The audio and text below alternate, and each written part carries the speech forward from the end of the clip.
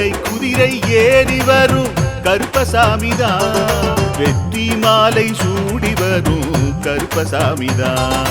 வெள்ளை குதிரை ஏறி வரும் கருப்பசாமிதான், வெற்றி மாலை சூடி வரும் கருப்பசாமிதான். கஷ்டமெல்லாம் தீர்க்க வரும் கருப்பசாமிதான், கஷ்டமெல்லாம் தீர்க்க வரும் கருப்பசாமிதான். கண்ணெதிரே காட்சி தரும் கருப்பசாமிதான், கண்ணெதிரே காட்சி தரும் கருப்பசாமிதான். புளியரை நீங்க வாங்க சந்ததி தழைக்கும், புண்ணியத்தை வாங்கிட்டு போங்க நிம்மதி பிறக்கும். புளியரை நீங்க வாங்க சந்ததி தழைக்கும், புண்ணியத்தை வாங்கிட்டு போங்க நிம்மதி பிறக்கும். வெள்ளை குதிரை ஏறி வரும் கருப்பசாமிதான், வெற்றி மாலை சூடி வரும் கருப்பசாமிதான்.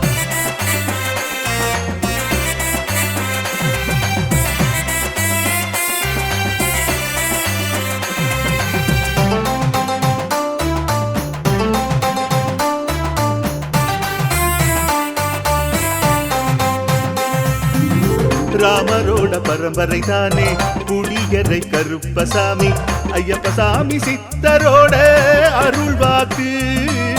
முழு முதற் கடவுளை வணங்கி அரோகரா என்று முழங்கி பாண்டி சித்தர் வழியில் வந்த ஐயப்பசாமி. கருப்பசாமி சத்தியத்தால் காட்சி தரும் சாமி என்போம், மகிழ்ச்சியான அருள்வாக்கு தருகின்ற சாமி என்போம். எலும்பிச்சையாலே அனைத்து நோய்களை தீர்த்து வைக்கும் சாமி என்போம். திருநீரு தந்து பெரும் பாவங்கள் போக்கும் சாமி என்போம், பாவங்கள் போக்கும் சாமி என்போம். சமதர்மம் வளர்க்கும் நம்ம சாமி அல்லவா, பிரமதம் வந்தாலும் அருளும் அல்லவா. சமதர்மம் வளர்க்கும் நம்ம சாமி அல்லவா, பிரமதம் வந்தாலும் அருளும் அல்லவா.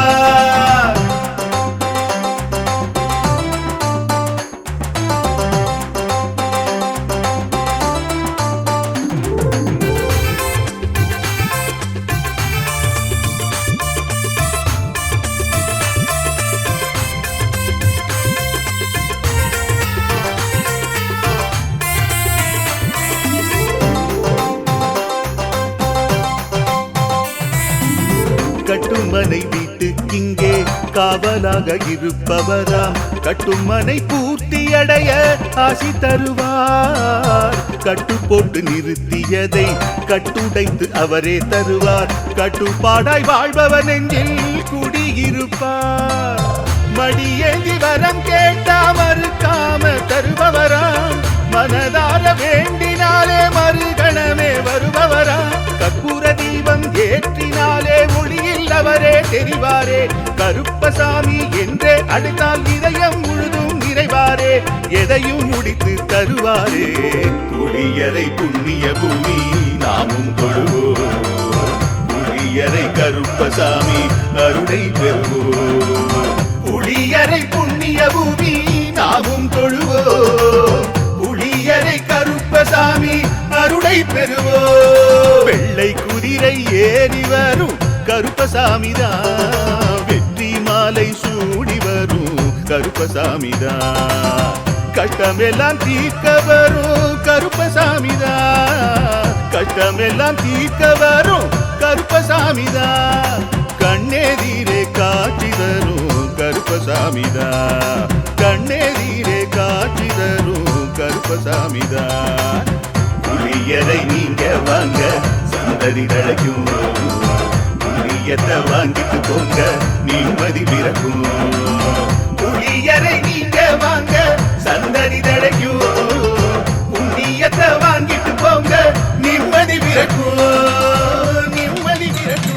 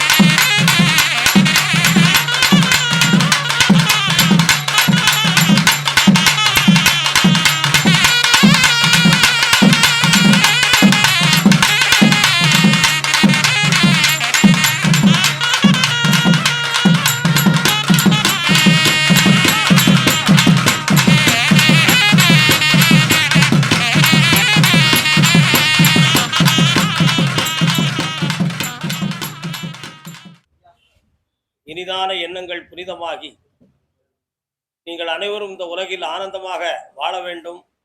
உங்கள் எண்ணங்களெல்லாம் நிறைவேறி சர்வ ஆரோக்கியத்தோடும் ஆயுள் பாக்கியத்தோடும் பரிபூர்ணமாக வாழ வேண்டும் என்று சொல்லி உங்களுக்காக எந்நாளும் நான் பிரார்த்தனை செய்து கொள்கிறேன்.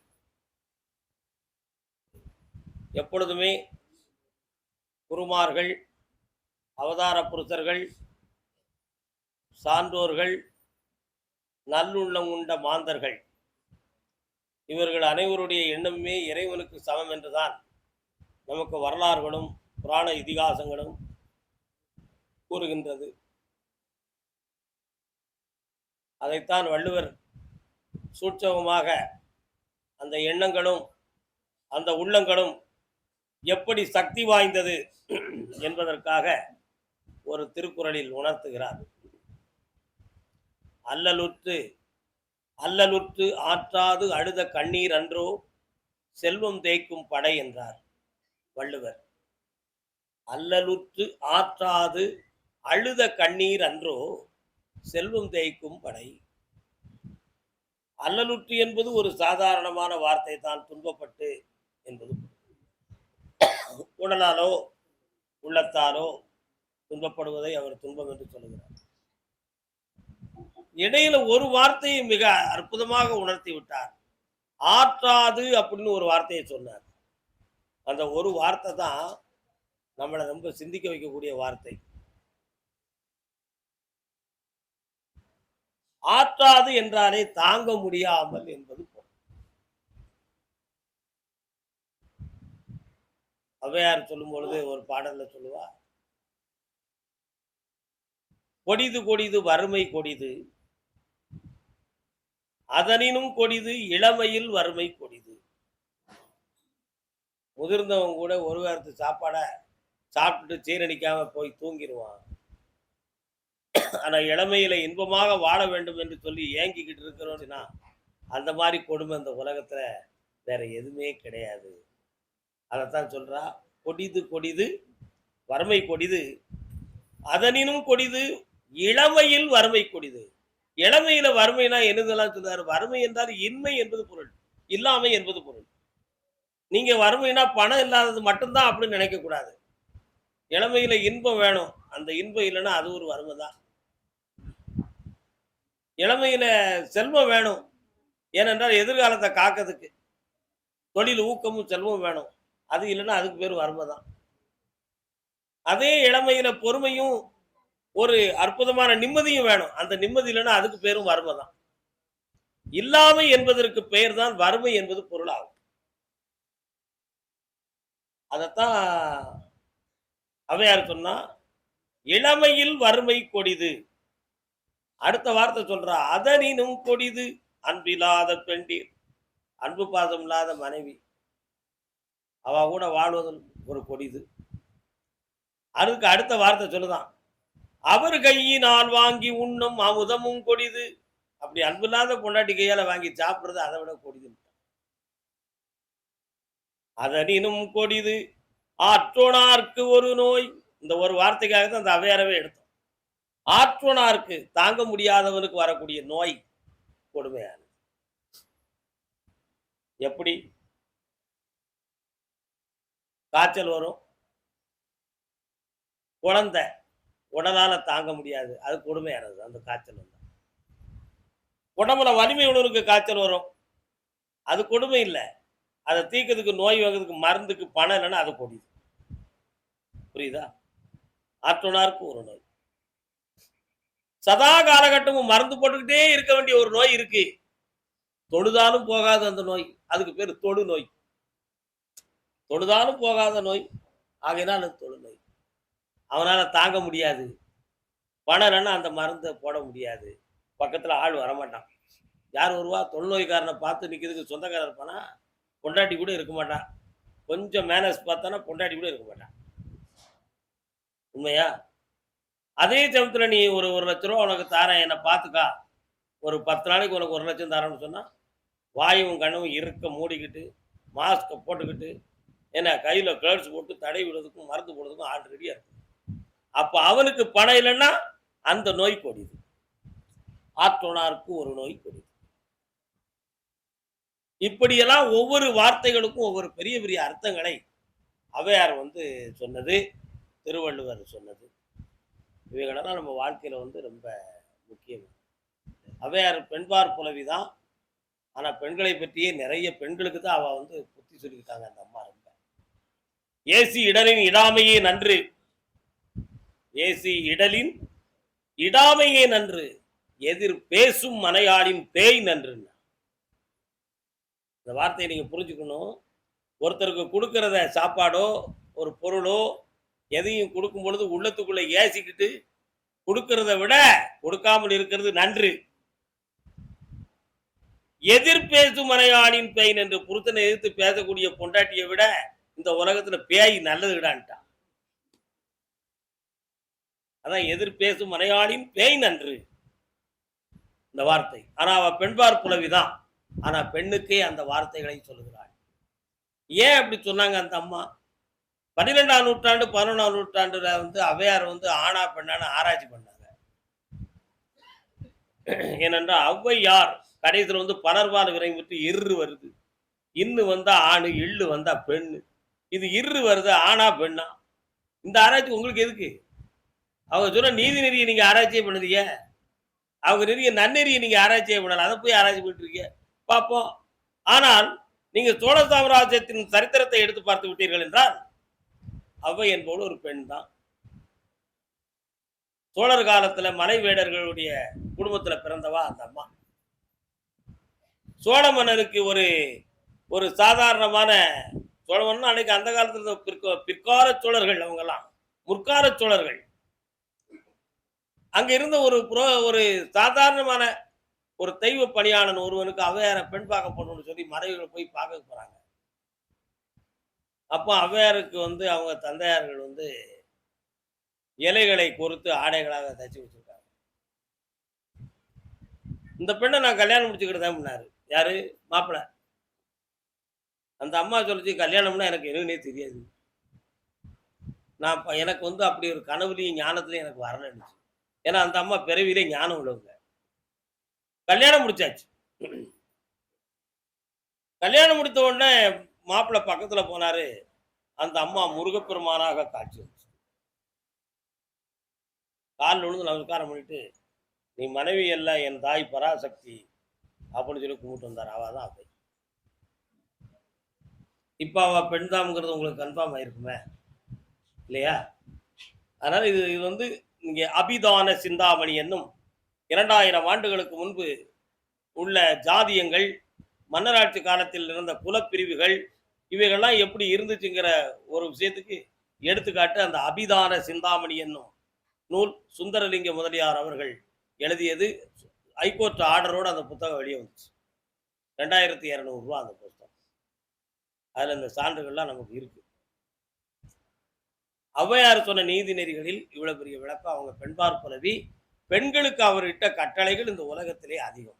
அதுக்கு ஒரு கேள்வி, தாயே தாங்கள் பெண்ணினத்தை பற்றி அதிகம் பேசுகிறீர்களே ஏன் என்று கேட்டதுக்கு சொன்னார் அந்த அம்மா, பெண்ணினத்தை பேணினால்தான் இந்த உலகத்துல மண்டலத்தில் இருக்கும் மனிதர்கள்லாம் நல்லா இருக்க முடியும் அப்பா.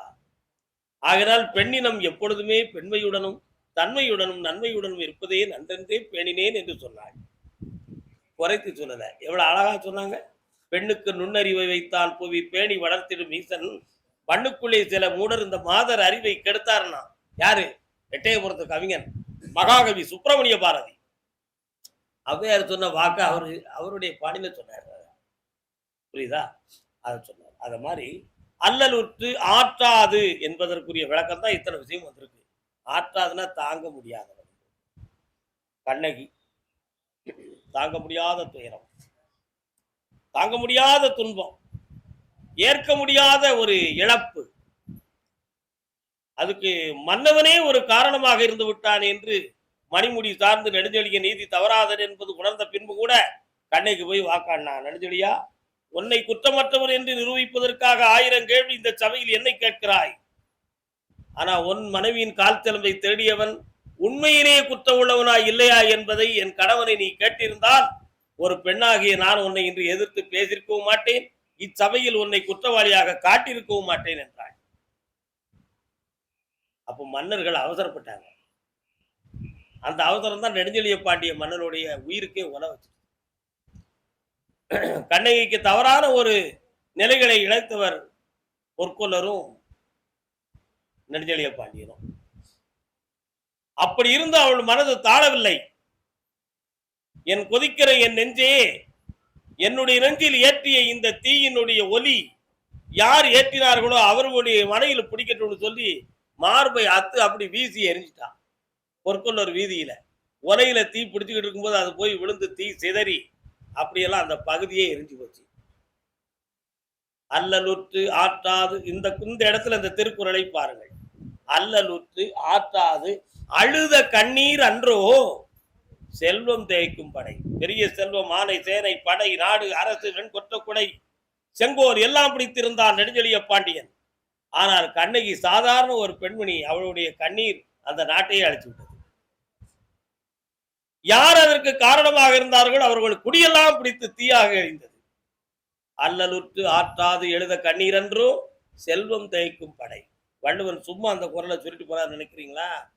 ஒரு குரலுக்குள்ள இத்தனை பெரிய விளக்கங்கள், இத்தனையும் அதுக்குள்ள இருக்கு. பட்டினத்தடிகளார் மன்னர் பூம்புகார் சோழ மன்னன் உலா வருகிற பொழுது வீட்டை பார்த்தார். அப்படி பார்க்கும் பொழுது பட்டினத்தார் வீடு தானா, மரத்தால் நல்ல தூண் வைத்திருக்கிறாரே அப்படின்னு சொல்லிட்டு போனார். இது பட்டினத்தாருடைய செவியில விழுந்துச்சு. பெரிய செல்வந்தன், நம்முடைய வீட்டுல மரத்தூண் இருக்கிறதை சாதாரணமாக நினைத்து மன்னன் சொன்னாரா, ஏழை என்று சொன்னாரா? புரியவில்லையே. அவருடைய நாட்டுக்கு நாம் முத்து ரத்தினங்கள் பவளங்கள் போன்ற நவரத்தினங்களை எல்லாம் நாம கொடுக்கிறதுக்கு அரசருக்கு போவோம், அவற்றை விலை பேசி வணிகம் செய்து கொண்டு இருக்கிறோமே, ஆகையினால் நம்ம மரத்தூண் வைத்திருக்கிறோம் என்று நினைத்தாரா என்று மனதுக்குள்ள புலம்பிக்கிட்டு மறுமுறை மன்னன் உலா வருவதற்கு முன் தன் தூண்களை தங்க இலைகளால் தங்க பட்டைகளால் தீட்டினார் பட்டினத்தடிகளார். யாரு? பட்டினத்தார். அவ்வளவு பெரிய செல்வந்த. அந்த வார்த்தைக்கு அப்படி சிந்தனை வைத்த செய்யும். அவர் கடைசியில ஊசியினால் வந்த ஞானம் மகன் பட்டினத்திலிருந்து இலங்கை யாழ்ப்பாண நகரத்துக்கு போய் செல்வம் திட்டிட்டு வர்றான்னு சொல்லி எருக்கட்டிகளை கொண்டு வந்தார். இந்த எருக்கட்டி தான் இந்தியாவில் நிறைய கிடைக்குமே, இதுக்கு எதுக்குப்பா இலங்கைக்கு போறேன்னு கேட்டார் அவர். அண்ணே, அவர் பையன் பார்த்தான், தந்தையாருக்கு பொருள் முகம் வந்து விட்டது, அருள்முகம் தெரியவில்லை என்பதை அறிந்தான்.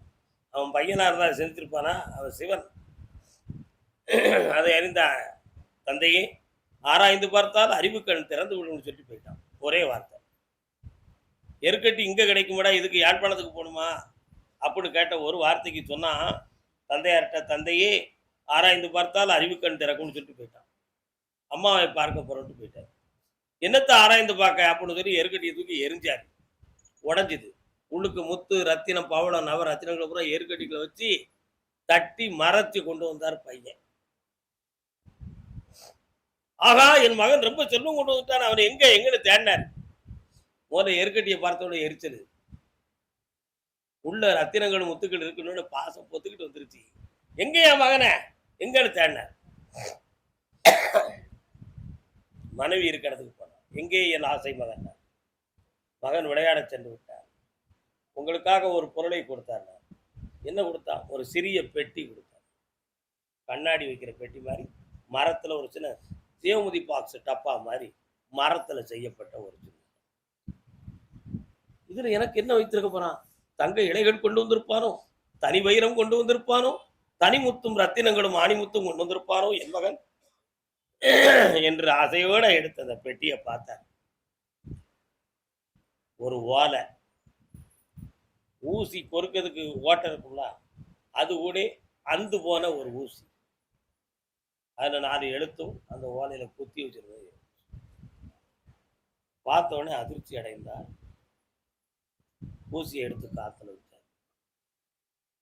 ஓலையை படிச்சு பார்த்தார். வாதுற்ற தின்புயர் அண்ணாமலையார் மலர்பதத்தை அதுல எழுதியிருக்கு. போதுற்று எப்போதும் புகழ்வாய் நெஞ்சகமே, தீதுற்ற பொருளும் தேடி புதைத்த திரவியமும் இந்த காதற்ற ஊசியும் வாராது காணும் கடைவழிக்கே. எவ்வளவு அருமையான வார்த்தையை சொன்னா பாத்தீங்களா? வாதுற்ற தின்புயர் அண்ணாமலையார் வாட்ட சாட்டமோடு வளர்ந்த மூங்கில் பட்டைகளை போன்று உயர்ந்த தோள்களையுடைய அண்ணாமலையார் சிவபெருமான். அவரை எப்போதும் போதுற்று, போதுனா மலர்கள், அரும்பு தாது போது அப்படின்னு சொன்னா மலர்.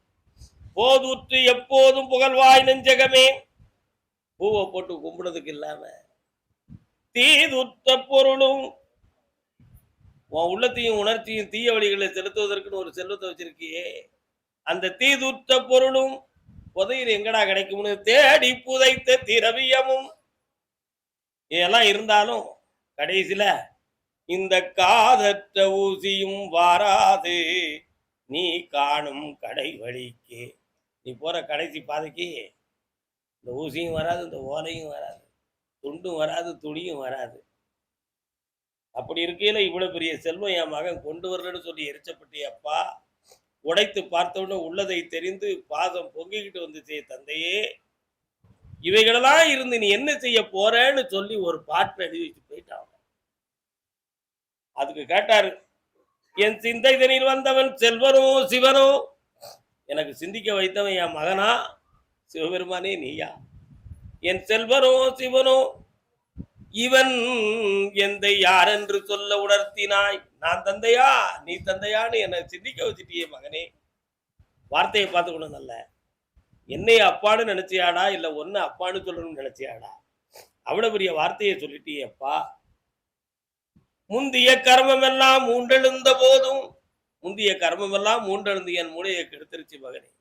பிந்தி வந்த ஞானத்தில் பெரும்பொருளும் எனக்கு எதற்கு? இனி ஞானம் வந்துருச்சுப்பா, இந்த பொருளெல்லாம் எனக்கு எதுக்குன்னு சொல்லிட்டார். எல்லாம் விட்டுட்டு அறத்துண்டை கட்டிட்டார், கட்டி வெளியேற்றார்.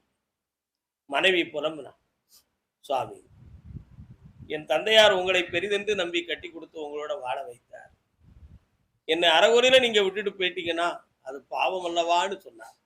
பாசம் தாங்க பட்டினத்தார் சொன்னார், என்னையவே பெருமான் அறகுறையா போக வச்சுட்டார். நான் ஒன்னு அறகுறையா போக வைக்கிறதுல எதுமா பாவம்? உன் மனதை நீ பக்குவப்படுத்து, தான தர்மங்களை கைகொள். நீ செய்யும் தானத்துக்கும் தர்மத்திற்காக இத்தனை கோடி செல்வத்தை எனக்கு தந்து விட்டார். அதையே துணையாக கொண்டு தானம் செய், தர்மம் செய், உன் கர்மங்கள் தீரும். என் கர்மாவை நோக்கி நான் செல்கிறேன் என்று புறப்பட்டார். புரியுதா? தாய் வந்து அவங்க அம்மா, மகனே எனக்கு அந்திய கடனை செய்வாய் என்று நான் நம்பியிருந்தேனடா. உன் தந்தை இல்லாத பொழுதெல்லாம் உன்முகம் பார்த்து நீதான் எல்லாம் என்று ஏங்கி தவித்தேனே. இனிமேல் என்னை யாரப்பா பார்ப்பா, யாரை நம்பி நான் இருப்பேன் என் செல்வ மகனே என்று கேட்டார். அதற்காக சொன்னார் அருமையா, அம்மா நீங்கள் குடியிருந்த கோயில் அல்லவான்னார். சினிமா படம் இல்லையா? அவர் என்ன சொன்னார் பார்த்தீங்களா? தாயே நான் குடியிருந்த கோயில் அல்லவா நீங்கள். உன் கற்பப்பையில நான் வளர்ந்தவன், அந்த கோயில்ல இருந்தவன் நான்.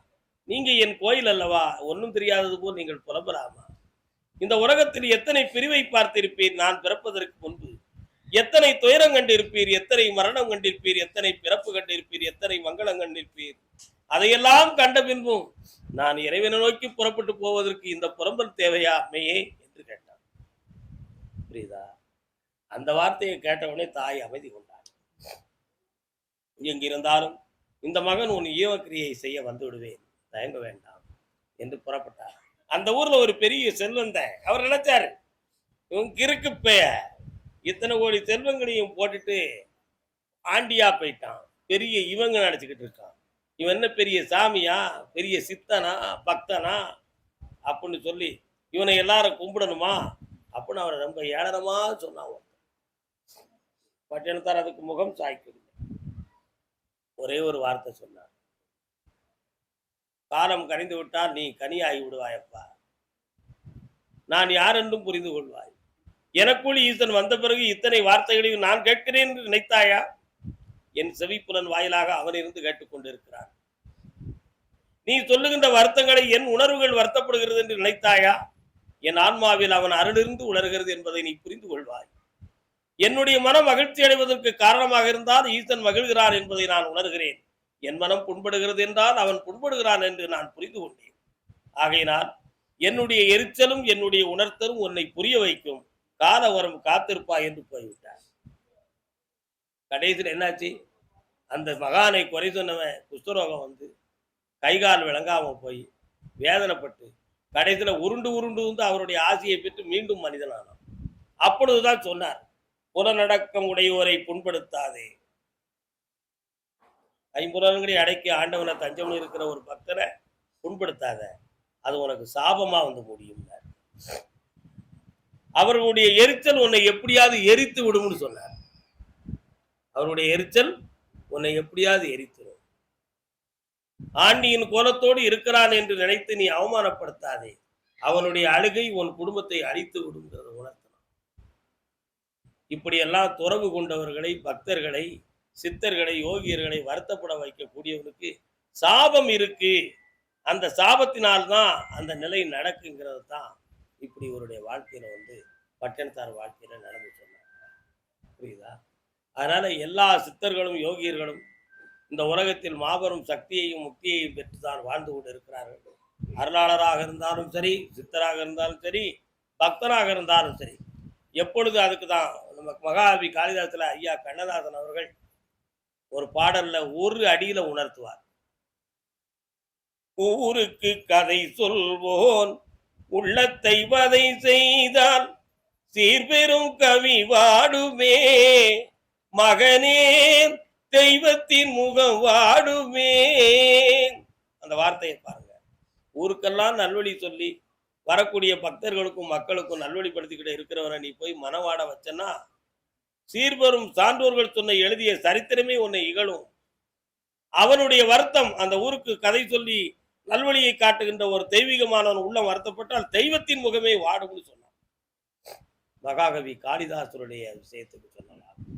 அது மாதிரி ஆன்மீகவாதிகளையும் குருமார்களையும் தெய்வத்துக்கு சமமாக போற்றி நம்முடைய உள்ளங்களை சீராக்கி மாசிலாத மனதுக்குள்ளே ஈசனை குடியேற்றி என்னாலும் உயர்ந்திருப்போம், என்னாலும் வாழ்ந்திருப்போம், தாழ்விலா நல்வாழ்வை பெற்று உயர்வோம் என்று சொல்லி அருள்வாக்கை தொடங்குவோம். வாழ்க்கை மயில்வாகத்தில் வந்த முருகா, வேலவா, விநாயகப் பெருமானே, என் குருநாதரே, பாண்டி சித்தரே, என்னோடு தவழுகின்ற மகா முனிவர்களே, சித்தர்களே, யோகியர்களே, கருப்பசாமி, உன்னை எங்கிருந்து நினைத்தாலும் எப்பொழுது அழைத்தாலும் அடியேற்கு காட்சி தந்து அருள் கொடுத்து சத்தியம் கொடுப்பதாக என் அன்பு தெய்வமே, வந்திறங்கி சொன்னபடி நடக்கும்படி நல்வாக்கு கொடுத்து என் வாக்கிலிருந்து உதயமாக்கி கொடுக்கணும்பா.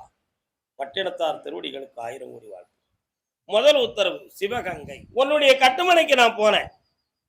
போற வழியில நான் கருப்பசாமியே அந்த எல்லையில இருக்கேன். அதே மாதிரி என் தங்கை காளி அவளும் அங்கே குடியிருப்பாள்.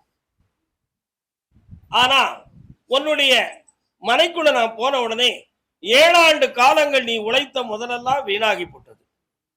உண்மையா இல்லையாடா? உழைத்த முதலெல்லாம் புடுங்கிட்டு ஒரு வகையான ஆண்டியை போல் உன்னை உதறி விட்டார்கள் உன்னுடைய பெற்றோர்கள். கால் சொல்லலாம். நிறைய பெரியவங்களும் திருந்தணும் இந்த உலகத்துல. அன்னையும் பிதாவும் முன்னறி தெய்வம்னு சொன்னதெல்லாம் பிள்ளைகளுக்கு சொன்னதாக நினைச்சுக்கிட்டாங்க. அப்படி நினைச்சே ஆசிரியர்களும் பாடம் எடுத்துட்டாங்க.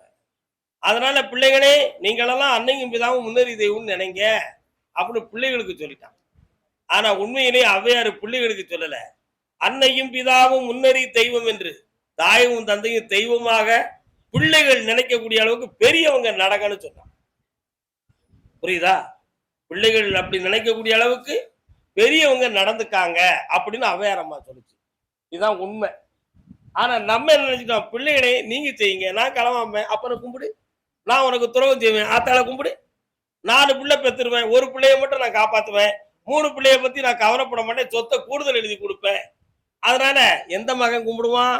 சொத்து கூடுதல் வாங்கின மகன் அப்பனையும் அம்மையும் கோயில் கட்டி கும்பிடுவான். 3 பேர் செய்வான், மற்ற 3 பேரும் உன் வயிற்றுல வந்து பிறந்தன, என்ன பாவம் செஞ்சனோ, உனக்கு மனுவா எழுதுன என்னை பெத்து போடுன்னு சொல்லி என்னை பெத்து போட்டு இப்படி சீரழிச்சிட்டேம்மா. அது யாருடைய குற்றம்? பிள்ளைகள் குற்றமா? பெற்றவங்க குற்றம். பெற்றவங்களுக்கு வஞ்சனை இருக்கு உலகத்துல. யாரையும் புனிதவான்கள் நினைக்காதீங்க. பெற்றவங்க உள்ளத்திலையும் வஞ்சனை இருக்கு, பெரியவங்க உள்ளத்திலையும் வஞ்சகம் இருக்கு. பிள்ளைகள் உள்ளத்துல இருக்கணும்னா அதுக்கு பெரியவங்களுடைய உள்ளத்துல இருந்ததுதான் அந்த ஜீன் தான் அங்க வந்திருக்கு. அதனால பெரியவங்க திருந்துக்க போது கால் அதுக்காக நீ பிள்ளையே பெற மாட்டேன்னு சொல்லி உங்க ஆத்தாலும் ஒப்பனும் சாபம் விட்டுக்கிட்டு இருக்காங்க. அந்த சாபத்தை கருப்பசாமி நீ வென்று எனக்கு பிள்ளைய கொடுக்கணும்னு நீ கேட்க வந்திருக்க. ஆம்பளை பழத்தார கருப்பசாமின்னு விடு. குற்றமில்லாத ஒருவனுக்கு சாபம் விட்டா அந்த சாபம் பலிக்காது. புரியுதா? குற்றமில்லாத ஒருவனுக்கு சாபம் விட்டா அந்த சாபம் பலிக்காது.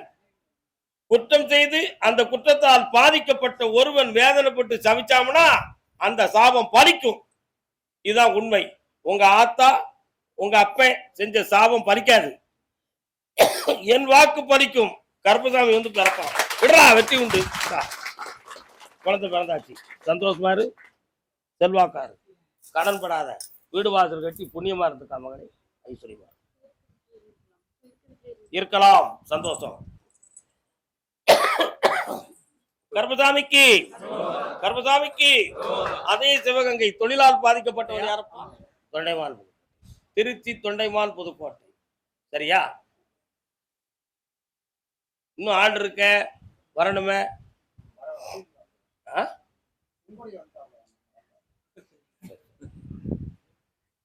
சரி, அவர் புரிந்ததை நமக்கு பதிலாக உரைக்கிறார். கொஞ்சம் பக்கத்துல வாங்க. கணவனை பிரிந்து வாடும் மங்கை யாரப்பா? வரலாம். ஆசையே அலை போலே. யாரெல்லாம் வந்திருக்கா கூட? வாங்க எல்லாரும். நம்ம ஒண்ணு கேட்க வந்திருக்கோம். சாமி இவளுக்கு சொல்லுதார, எப்படி நமக்குறி இல்லாம பேருமோன்னு அண்ணன் யோசிக்கிற என்ன? உண்மைதானே? இது ஒரு பிள்ளை மாதிரி தானே. அவளுக்கு முதல்ல சொல்லுவோமா? கால் வந்துட்டு உன்னுடைய கட்டுமனைக்கு நான் போய் பார்த்தேன். உன்னுடைய கணவன் வழியில் உள்ளவர்கள், புரியுதா, ஒருவருக்கு கை அல்லது கால் பாதிக்கப்பட்டிருப்பார்கள். இருக்காங்களா? அவர்களுடைய துர்போதனைகளின் காரணத்தினால், என்ன போதனை? போதனையின் காரணத்தினால் உன்னுடைய இல்லற வாழ்க்கையினுடைய இன்பம் பாதிக்கப்பட்டது. புரியுதா? இப்பொழுது மீண்டும் இந்த வாழ்க்கை வேணும் வேண்டாம் என்பதை ஒரு தெளிந்த ஒளிக்கு கொண்டு வர முடியலன்னு மனம் குழம்பி துன்பப்பட்டுக்கிட்டு இருக்க. இதனால வெளியூருக்கு சென்று கூட நமக்கு தொழில் அமையும் என்ற ஒரு எண்ணம் கூட இப்ப பாதிக்கப்பட்டு தடையாக இருக்கு. வாஸ்தவமா? அதனால இதுக்கு ஒரு முடிவு என்ன?